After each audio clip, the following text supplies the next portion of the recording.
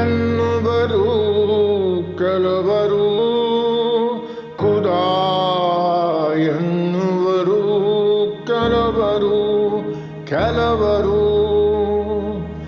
ರಾಮ ರಾಮ ರಾಮ ಎನ್ನುವರು ಕೆಲವರು, ಖುದಾ ಎನ್ನುವರು ಕೆಲವರು, ಕೆಲವರು ಸೇವೆಗೈವರು ಗೋಸಾಯಿಗಳು, ಅಲ್ಲಾನ ಸೇವೆ ಮಾಡುವರು ಕೆಲವರು, ಕೆಲವರು. ಎಲ್ಲಿಗೂ ನಮಸ್ಕಾರ. ನಾನು ಆಗುಂಬೆ ನಟರಾಜ್. ಸಿಖ್ಖರ ಇತಿಹಾಸದ ಬಗ್ಗೆ ನಾನು ಮಾತಾಡ್ತಾ ಇದ್ದೆ. ಸಿಖ್ ಧರ್ಮವನ್ನು ಆಮೇಲೆ ಅಲಂಕರಿಸದಲ್ಲಿ ಜಾಟ್ ಪಂಗಡಕ್ಕೆ ಸೇರಿದವರು ಜಾಸ್ತಿ ಇದ್ದಾರೆ ಅಂತ ಹೇಳ್ತಾರೆ. ಒಟ್ಟಾರೆ ಈಗ ಹಿಂದೂ ಜನಗಳು ಏನಾಗುತ್ತೆ, ಆವಾಗ ಇದೆಲ್ಲ ನೋಡಿದಾಗ ಅವರಲ್ಲೂ ಸ್ವಲ್ಪ ಬದಲಾವಣೆ ಶುರುವಾಗ್ತದೆ. ಅವರು ಕೂಡ ಏನು ಮಾಡ್ತಾರೆ, ತಮ್ಮ ಅತೀವ ಅವಮಾನ, ಹೇಡಿತನ, ತುಚ್ಛ ಮನೋಭಾವ ಇತ್ಯಾದಿಯಿಂದ ನೊಂದ ಬೆಂದ ಅವರು ಸಜಮಾನಗಳ ಕಾಲ ಅವರು, ಅದರಲ್ಲೂ ಪಂಜಾಬ್ನಲ್ಲಿ ಭಾಳ ದಿನನಿತ್ಯ ಅವರು ಮುಸ್ಲಿಮ್ಸು ಆಕ್ರಮಣಕಾರದಿಂದ ಹೊಡೆತ ತಿಂದಿರ್ತಾರೆ. ಅವರು ಭಾಳ ಹೊಡೆತ ತಿಂದುಬಿಟ್ಟಿರ್ತಾರೆ ಅವರು. ದಕ್ಷಿಣ ದೇಶದಲ್ಲೇ ಅಲ್ಲೇ ಆ ಪಂಜಾಬ್ ಮತ್ತು ಬೆಂಗಾಲ್ ಆ ಕಡೆ ಎಲ್ಲ ಹಿಂದೂಗಳು ಅವಮಾನ ಪಟ್ಟಷ್ಟು, ಹಿಂದೂಗಳು ಅಂದರೆ ಹಿಂದೂಗಳು ಅವಮಾನ ಒಂದೇ ಅಲ್ಲ, ಎಲ್ಲ ರೀತಿಯಿಂದಲೂ ಅವರು ಬೇಸತ್ತಿರ್ತಾರೆ ಪಾಪ ಅವರು. ಸೊ ಅದು ಭಾಳ ಬೇಸರ ಆಯ್ತು. ನಾನು ದಕ್ಷಿಣ ಭಾರತದಲ್ಲಿ ಆಗಿಲ್ಲ, ಅದು ಎಲ್ಲರಿಗೂ ಗೊತ್ತಿದೆ. ಅದರಿಂದ ಸಾಂದರ್ಭಿಕ ಹೇಳೋದಾದರೆ ಯುದ್ಧ ನಡೆದಿದ್ದು, ಕೊನೆ ಯುದ್ಧ ದಕ್ಷಿಣ ಭಾರತ ನಡೆದಿದ್ದು 1799 ಟಿಪ್ಪು ಸುಲ್ತಾನ್ ಯುದ್ಧ. ಅದು ಬಿಟ್ಬಿಟ್ರೆ ಯುದ್ಧ ನಡೆದಿಲ್ಲ, ಯಾವ ಥರ ಕದನ ನಡೀಲಿಲ್ಲ, ಶಾಂತವಾಗಿದೆ. ಬಡತನ ಇರ್ಬೋದು, ಅದೆಲ್ಲ ಅದು ನಿರ್ವೀರ್ಯರಾಗಿ, ನಿಸ್ಸಾರಿಕರಾಗಿ, ಇಂಡಿಫರೆಂಟೆಡ್ನೆಸ್ ಆಗಿ ನನ್ನ ದಕ್ಷಿಣ ಭಾರತದಲ್ಲಿ ಇರೋರೆಲ್ಲಾನು ಆರಾಮಾಗಿದ್ದವ್ರೆ. ಈ ಪಂಜಾಬ್ನಲ್ಲಿ ಅಥವಾ ಬೆಂಗಾಲ್ನಲ್ಲಿ ಅಥವಾ ಉತ್ತರ ಭಾರತದಲ್ಲಿ ಎಲ್ಲೆಲ್ಲಿ ಗಲಾಟೆಗಳು ಏನೇನಾಯಿತೋ, ಎಲ್ಲೆಲ್ಲಿ ಅಹಿಂಸೆ, ಎಲ್ಲೆಲ್ಲಿ ಹಿಂಸಾಚಾರ ನಡೀತೋ, ಆ ಥರ ಹಿಂಸಾಚಾರ ದಕ್ಷಿಣ ಭಾರತದಲ್ಲಿ ನಡೀಲಿಲ್ಲ. ರಜಾಕರ್ ಹಾವಳಿ ಹೈದರಾಬಾದ್ನಲ್ಲಿ ನಡೀತೋ, ಅದು ಸ್ವಲ್ಪ ಮಟ್ಟಿಗೆ ಆಯಿತು, ಅದು ಮುಗಿದೋಯ್ತದು. ಬಟ್ ಹಿಂಸಾಚಾರ ನಡೆದು ಅಥವಾ ಮಲಬಾರ್ನಲ್ಲಿ ಆದಂಗೆ ಅಥವಾ ಬೇರೆ ಕಡೆ ಎಲ್ಲೂ ಆಗಲಿಲ್ಲ. ಅದು ಅದರಲ್ಲೂ ಹಳೆ ಮೈಸೂರು, ನಮ್ಮ ಈ ಕರ್ನಾಟಕ ಅಂತ ಹೇಳಿ ಹೇಳ್ಬೋದು. ಅದಕ್ಕೆ ಇಲ್ಲಿ ಜನಗಳೆಲ್ಲ ಒಂಥರ ಉದಾಸೀನ. ಇವತ್ತಿಗೂ ಹಂಗೇನೆ, ಯಾರಿಗೂ ಬೇಡ, ನಮ್ಮ ಪಾಡಿ ನಾವು ಇದ್ರೆ ಸಾಕು, ನಮ್ಗೆ ಯಾರು ಕತ್ತಿ ಬ್ಲೇಡ್ ನೋಡಿದ್ರೆ ಹೆದರ್ತೀವಿ ನಾವು, ಆ ಥರ ಮನಸ್ಥಿತಿ ಬಂದ್ಬಿಟ್ಟಿದ್ವಿ. ಯಾಕಂದರೆ ಅದು ನಮಗೆ ಅದು ಹೊಡೆತ ತಿಂದ ಅಭ್ಯಾಸನೇ ಇಲ್ಲ. ಹೊಡೆತ ತಿಂದು ಕತ್ತಿ ಹಿಡಿದು ಹೋರಾಡಬೇಕು ಅನ್ನೋ ಅಭ್ಯಾಸ ಇಲ್ಲ. ಅದ್ರ ಜೊತೆಗೆ ಅದು ಸರಿಯಾಗಿ ನಮ್ಮಲ್ಲಿ ದಾಸಬರಣ್ಯರೆಲ್ಲ ಬಂದ್ಬಿಟ್ರು. ಅವರೆಲ್ಲ ಬರೀ ದೈವಭಕ್ತಿನೇ ಅಂತ ಬಂದರು. ಒಬ್ರು ಹೋರಾಡಪ್ಪ ದೇಶಭಕ್ತಿ ಏನು ಉಪದೇಶ ಮಾಡಲಿಲ್ಲ ಅವ್ರು ಯಾರು. ಬರೀ ನೈತಿಕತೆ ಬೋಧನೆ ಮಾಡಿದ್ರು, ದೈವಭಕ್ತಿ ಬೋಧನೆ ಮಾಡಿದ್ರು, ಎಲ್ಲ ಮಾಡ್ಕೊಂಡು ಹೊರಟೋಗ್ಬಿಟ್ರು ಅವರು. ಅದರಿಂದ ಜನಗಳು ಅದೇ ರೀತಿ ಇವತ್ತಿಗೂ ಹಾಡು ಕೇಳೋದ್ರಲ್ಲಿ, ಹಾಡು ಹೇಳೋದ್ರಲ್ಲಿ ಭಾಳ ನಿಸ್ಸೀಮರು. ಸಂಗೀತ ಕೇಳಕ್ಕೆ ನುಗ್ತೀವಿ ನಾವೆಲ್ಲರೂ, ಸಂಗೀತ ಹಾಡಕ್ಕೆ ನುಗ್ತೀವಿ, ಎಲ್ಲ ಮಾಡ್ತೀವಿ, ಸಾಂಸ್ಕೃತಿಕವಾಗಿ ಮುಂದೆ ಇದ್ದೀವಿ ಅಂತ ಎಲ್ಲ ಹೇಳ್ಕೊತೀವಿ. ಆದರೆ ದೇಶಭಕ್ತಿ, ದೇಶಕ್ಕೆ ಹೋರಾಡಬೇಕು. ನಾಳೆ ಪಂಜಾಬ್ನಲ್ಲಿ ಆಗಿದ್ದು ನಮ್ಮಲ್ಲೂ ಆಗ್ತದೆ, ನಾಳೆ ಬೆಂಗಾಲ್ನಲ್ಲಿ, ಉತ್ತರ ಭಾರತದಲ್ಲಿ ಗಲಾಟೆ ಆಗಿದ್ದು ನಮಗೂ ಬರ್ಬೋದು, ನಮಗೂ ಆ ಥರ ಪರಿಸ್ಥಿತಿ ಬರ್ಬೋದು, ನಮ್ಮ ಮನೆಯೂ ಆಕ್ರಮಿಸ್ಕೊಬೋದು, ನಮ್ಮನ್ನು ಮಾಡ್ಬೋದು. ಆ ಬುದ್ಧಿ ಇನ್ನೂ ನಮ್ಮಲ್ಲಿ ಬಂದಿಲ್ಲ. ಆ ದೇಶ ಅದರಿಂದನೇ ಇವತ್ತಿಗೂ ನಾವು ಅದರಿಂದ ವಂಚಿತವಾಗಿದೆ ಅಂತ ಹೇಳಿದ್ರೆ. ಪಂಜಾಬಿಗೆ ಆದ ಅವರು ಸಂಕಟ ಪಟ್ಟಷ್ಟು, ಅವ್ರು ಕಷ್ಟಪಟ್ಟಷ್ಟು ನಾವು ಯಾವುದು ಪಟ್ಟೇ ಇಲ್ಲ. ಇದು ಸಾಂದರ್ಭಿಕವಾಗಿ ಹೇಳಿದ ಮಾತು.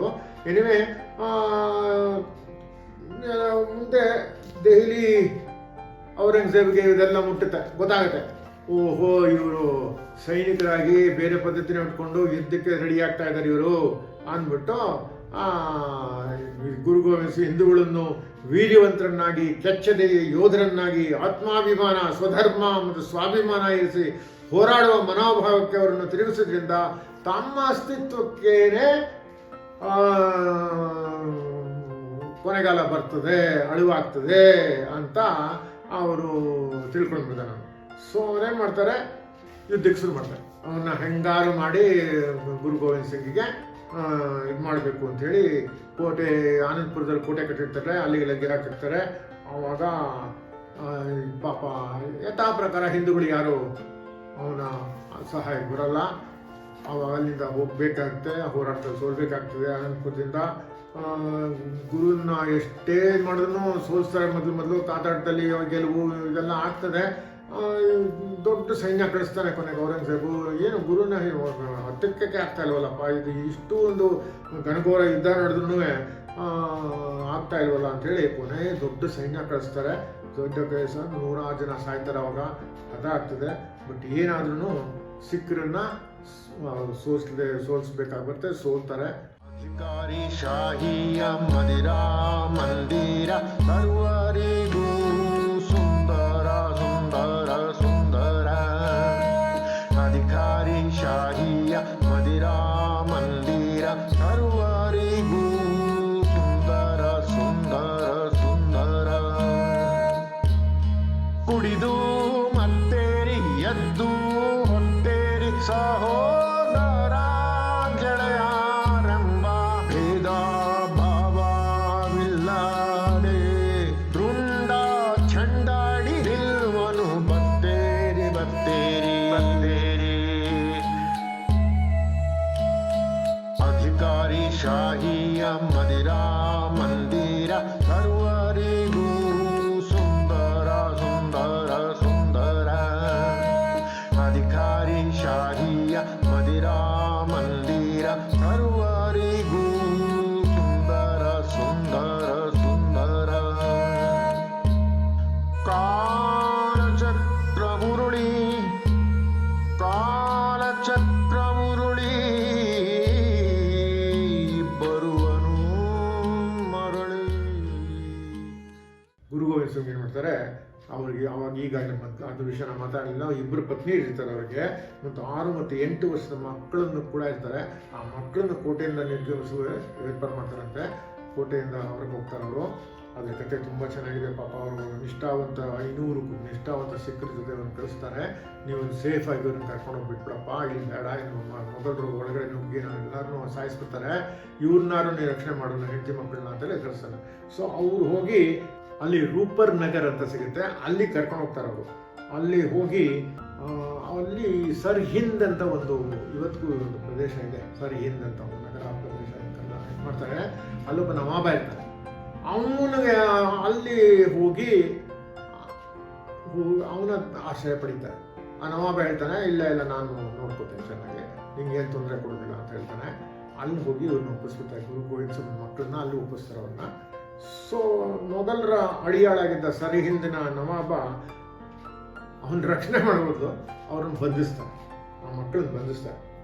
ಅವರಿಗೆ ಮರಣದಂಡನೆ ಕೊಡ್ತೀನಿ, ನಿಮಗೆ ನಾನು ಇಸ್ಲಾಂ ಧರ್ಮ ಸ್ವೀಕರಿಸಿದೆ, ಆವಾಗ ನಿಮ್ಮನ್ನು ಬಿಟ್ಬಿಡ್ತೀನಿ ಅಂತ 6-7 ವರ್ಷದ ಮಕ್ಕಳಿಗೆ ಹೇಳ್ತಾರೆ. ಅದೊಂದು ಕತೆ ಬಹಳ ಚೆನ್ನಾಗಿದೆ. ವಿಶದವಾಗಿ ಹೇಳೋದಾದರೆ, ಸಂಕ್ಷಿಪ್ತವಾಗಿ ಹೇಳೋದಾದರೆ, ಆಗಲೇ ಆ ಮಕ್ಕಳಿಗೆ ಈ ಧರ್ಮದ ಬಗ್ಗೆ ಅಷ್ಟು ಆಸಕ್ತಿ ಇತ್ತು ಅನ್ನೋದು ಗೊತ್ತಾಗ್ತದೆ. ಕೇವಲ 6 ವರ್ಷ ಮತ್ತು 8 ವರ್ಷದ ಮಕ್ಕಳು ಅವರು ಪಾಪ.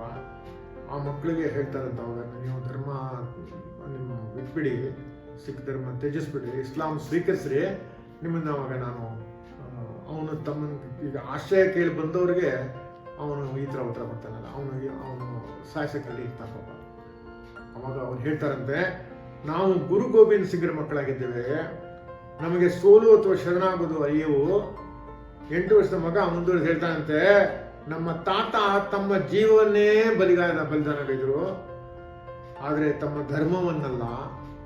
ನಾವು ಕೂಡ ಅದೇ ಮಾಡ್ತೇವೆ, ನಾವು ಧರ್ಮ ತಿಳಿಸೋದಿಲ್ಲ, ಬಲಿದಾನ ಬೇಕಾದ್ರೆ ರೆಡಿ ಇದೀನ ಸಾಯಕ್ಕೆ, ನಮ್ಮ ತಾತ ಕೂಡ ಅದೇ ಮಾಡಿದ್ದು. ಗುರು, ನಿಮ್ಮ ತಂದೆ ಸತ್ತೋಗ್ಬಿಟ್ಟಿದ್ದಾನೆ, ಮರಣ ಹತ್ತಿರ ಸುಳ್ಳು ಹೇಳ್ತಾನೆ, ಈಗಾಗಲೇ ಅವ್ರು ಸತ್ತೋಗಿದ್ದಾರೆ, ನೀವು ಯಾಕೆ ಇನ್ನೂ ಬದುಕಬೇಕು, ನೀವು ಯಾಕೆ ಸುಮ್ಮನೆ ಸಾಯ್ತೀರಾ, ಇಸ್ಲಾಂ ಸ್ವೀಕರಿಸ್ಬಿಡಿ, ನಮ್ಮನ್ನ ಬಿಟ್ಬಿಡ್ತೀನಿ ಅಂತ ಹೇಳ್ತಾರೆ. ಅವಾಗ ಅವ್ರು ಹೇಳ್ತಾರೆ, ಇಲ್ಲ ಇಲ್ಲ, ನಮ್ಮ ತಂದೆ ಸತ್ತಿಲ್ಲ, ಅವರು ಚಿರಂಜೀವಿ, ಅವರಿಗೆ ಸಾವಿಲ್ಲ, ನೀವು ಸುಳ್ಳು ಹೇಳ್ತಾ ಇದ್ದೀರಾ, ನೀವು ಏನು ಬೇಕಾದ್ರೆ ಮಾಡಿ, ನಾವು ಮಾತ್ರ ನಿಮ್ಮ ಧರ್ಮ ಸ್ವೀಕರಿಸಲ್ಲ ಅಂತ ಹೇಳ್ತಾರಂತೆ. ಅವನಿಗೆ ತಲೆಗೆಟ್ಟೋಗ್ತಂತೆ. ಅವನಿಗೆ ನಾವೊಬ್ಬನಿಗೆ ಇಷ್ಟು ಎಳೆ ಮಕ್ಕಳು ಹೆದರಲೇ ಇಲ್ವಲ್ಲ, ಇವ್ರು ಈ ಥರ ಉತ್ತರ ಕೊಡ್ತಾರಲ್ಲ ಅಂಥೇಳಿ ಅವ್ರಿಗೆ ಅಲ್ಲೇ ಕೂತಲ್ಲೇ ಇಟ್ಟಿಗೆ ಎಲ್ಲ ಹಾಕ್ಬಿಟ್ಟು, ಅವ್ರಿಗೆ ಮರದ ಇಟ್ಟಿಗೆ ಎಲ್ಲ ಹಾಕ್ಬಿಟ್ಟು ಅವ್ರಿಗೆ ಸಜೀವ ಸಮಾಧಿ ಮಾಡಿ ಹಾಕ್ಬಿಡ್ತಾರೆ. ಇವತ್ತಿಗೂ ಅಲ್ಲಿ ಒಂದು ಗುರುದ್ವಾರ ಕಟ್ಟಿದ್ದಾರೆ, ಅದೊಂದು ಪುಣ್ಯ ಸ್ಥಳ ಆಗ್ಬಿಟ್ಟಿದೆ. ಯಾಕಂದರೆ 7-8 ವರ್ಷದ ಮಕ್ಕಳು ಎಷ್ಟು ಧೈರ್ಯದಿಂದ ಸಾವನ್ನಪ್ಪಿದ್ರು ಅನ್ನೋದಕ್ಕೆ ಅದೊಂದು ಚಿಹ್ನೆ, ರೂಪಕ.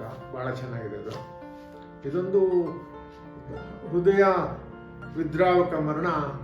ಪಾಪ ತಾಯಿ ಅವಳಿಗೆ ಗೊತ್ತಾಗ್ತದೆ, ಅವಳು ಗುಂಡಿಗೆ ಹೊಡೆದು ಹೋಗ್ತದೆ. ಇಷ್ಟು ಸಣ್ಣ ಮಕ್ಕಳನ್ನ ಸಾಯಿಸ್ಬಿಟ್ರಲ್ಲ, ಅವಳು ಪಾಪ ಅವಳಿಗೆ ಹಾರ್ಟ್ ಅಟ್ಯಾಕ್ ಆಗ್ತೋ ಏನಂತ ಅವಳು ಸಾವನ್ನಪ್ಪಾಗುತ್ತೆ. ಬಟ್ ಇವಾಗ ಏನಾಗುತ್ತೆ ಇದರಲ್ಲಿ ನೋಡಿ, ಆ ಮುಸ್ಲಿಮ್ಸಲ್ಲೂ ಕೂಡ ಕೆಲವರು ಒಳ್ಳೆಯ ಹೃದಯವಿದ್ದಾರೆ, ಉದಾರ ಹೃದಯರು ಇದ್ದಾರೆ ಅನ್ನೋದಕ್ಕೆ ಮಲರ್ಕೋಟ್ಲಾ ನಗರದಲ್ಲಿ ಒಬ್ಬ ನವಾಬ ಹೇಳ್ತಾನಂತೆ. ಅವನು ಹೇಳ್ತಾನಂತೆ, ಎಳೆ ಮಕ್ಕಳನ್ನ ಪ್ರಾಣ ತೆಗೆದುಬಿಡ್ತಾನಲ್ಲ ಈ ನವಾಬ, ಸರೀನ್ ನವಾಬ, ಇದು ಎಂಥ ಅನ್ಯಾಯ ಮಾಡಿಬಿಟ್ರು. ನಾವು ಯುದ್ಧ ಆಡೋಣ, ಯುದ್ಧದಲ್ಲಿ ಹೋರಾಟ ಮಾಡುವಾಗ ಸಾಯಿಸೋದು ಅದೆಲ್ಲ ನಿಯಮ, ಅದು ಏನು ತೊಂದರೆ ಇಲ್ಲ. ಅದು ಎಳೆ ಮಕ್ಕಳು ಬಂದು ಆಶ್ರಯ ಕೇಳ್ಕೊಂಡು ಬಂದಾಗ ಅವ್ರನ್ನ ಸೆರೆ ಹಿಡಿದ್ಬಿಟ್ಟು ಅವರಿಗೆ ನಾವು ಬಲಿದಾನ, ಅವರಿಗೆ ಸಾಯಿಸೋದು ಅಂತಂದ್ರೆ ಅರ್ಥ ಇಲ್ಲದಿದ್ದು. ಈಗ ನಮಗೆ ಗುರು ಮೇಲೆ ಬೇಕಾದ್ರೆ ಸೇಡ್ ತೀರಿಸ್ಕೊಳ್ಳೋದು ಅದು ಓಕೆ, ಇದು ಅದಿರಲಿ. ಆದರೆ ಮಕ್ಕಳ ಮೇಲೆ ಯಾಕೆ ಸೇಡ್ ತೀರಿಸ್ಕೊಳ್ಬೇಕು? ಅದು ಪ್ರತಿರೋಧ. ಅವನು ಹೇಳ್ತಾನೆ, ತಪ್ಪು ಮಾಡಿಬಿಟ್ಟು ನೀನು ಅಂತ ಹೇಳ್ತಾನಂತೆ. ಅದು ಮುಂದೆ ಸಿಖ್ರ ಇತಿಹಾಸದಲ್ಲಿ ಬರ್ತದೆ. ಗುರು ಗೋವಿಂದ್ ಸಿಂಗ್ ನಂತರ ಒಬ್ಬ ಬಂದಾ ಸಿಂಗ್ ಅಂತ ಬರ್ತಾನೆ, ಅವನು ಹೋರಾಡ್ತಾನೆ. ಅವನು ಹೋರಾಟದಲ್ಲಿ ಅವನು ಪ್ರತಿಕಾರ ತಗೊಳ್ತಾನೆ. ಅವನು ಏನು ಮಾಡ್ತಾನೆ, ಆ ಸರ್ಹಿಂದ್ ನಗರದ ಮೇಲೆ ಆಕ್ರಮಣ ಎಸಗಿ ಅಲ್ಲಿ ಕಂಪ್ಲೀಟ್ ಧ್ವಂಸ ಮಾಡಾಕ್ಬಿಡ್ತಾನೆ. ಆ ನವಾಬ ವಜೀರ್ ಖಾನ್ ಇರ್ತಾನಲ್ಲ, ಅವನು ಸಂಸಾರ ಎಲ್ಲರನ್ನೂ ಸಾಯಿಸ್ತಾನಂತವನು. ಮುಂದೆ ಆ ಕತೆ ಹೇಳ್ತಾರೆ ಅದನ್ನು. ಅವನು ಪ್ರತಿಕಾರ ಆ ಥರ ತಗೊಳ್ತಾನಂತವನು. ಯಾಕಂದರೆ ಆ ಗುರು ಮಕ್ಕಳನ್ನು ಸಾಯಿಸೋದಕ್ಕೆ ಅವನು ಆ ಥರ ಮಾಡ್ತಾನೆ ಅಂತ ಹೇಳಿ. ಇಲ್ಲಿವರೆಗೂ ಗುರು ಗೋವಿಂದ್ ಸಿಂಗ್ರವರ ಅವರು ಸ್ಥಾಪಿಸಿದ ಖಾಲ್ಸಾ ಸೈನ್ಯ, ಅವರ ಪದ್ಧತಿಗಳು, ಅದರ ಬಗ್ಗೆ ಎಲ್ಲ ಮಾತಾಡಿದೆ. ಅವರ ಎಳೆಯ ಮಕ್ಕಳದ ಬಲಿದಾನದ ಕತೆ ಕೂಡ ಹೇಳಿದೆ. ಮುಂದೆ ಗುರು ಗೋವಿಂದ್ ಸಿಂಗ್ ಯಾವ ರೀತಿ ಅವರ ಖಾಲ್ಸಾ ಸೈನ್ಯ ಮುಂದುವರಿತು, ಹೇಗೆ ಹೋರಾಟ ನಡೆಸಿದ್ರು, ಅವರ ಅಂತಿಮವಾಗಿ ಅವ್ರದ ಹೇಗೆ ಬಲಿದಾನ ಆಯಿತು, ಅದ್ರ ಬಗ್ಗೆ ಎಲ್ಲ ಮಾತಾಡೋಣ. ಅಲ್ಲಿಯವರೆಗೂ ನಿಮಗೆಲ್ಲರಿಗೂ ನಮಸ್ಕಾರ, ಧನ್ಯವಾದಗಳು. ರಾಮ ರಾಮ ರಾಮ ಎನ್ನುವರು ಕೆಲವರು, ಖುದಾ ಎನ್ನುವರು ಕೆಲವರು.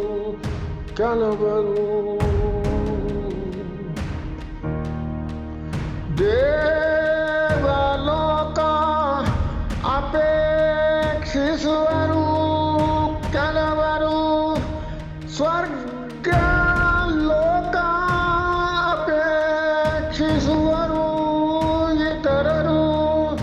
ದೇವಲೋಕ ಅಪೇಕ್ಷಿಸುವರು ಕೆಲವರು, ಸ್ವರ್ಗ ಲೋಕ ಅಪೇಕ್ಷಿಸುವರು ಇತರರು. ರಾಮ ರಾಮ ರಾಮ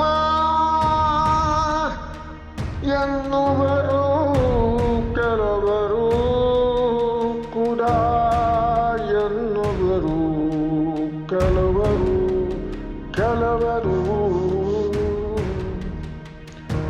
ನಾನಕ ಹೇಳ್ತಾರೆ, ನಾನಕ ಹೇಳ್ತಾರೆ, ದೇವರ ಇಚ್ಛೆ ಪಡೆದಾತ ಅರಿಯುವನು ದೇವರ ರಹಸ್ಯವನು. ರಾಮ ರಾಮ ರಾಮ ಎನ್ನುವರು ಕೆಲವರು, ಖುದಾ ಎನ್ನುವರು ಕೆಲವರು.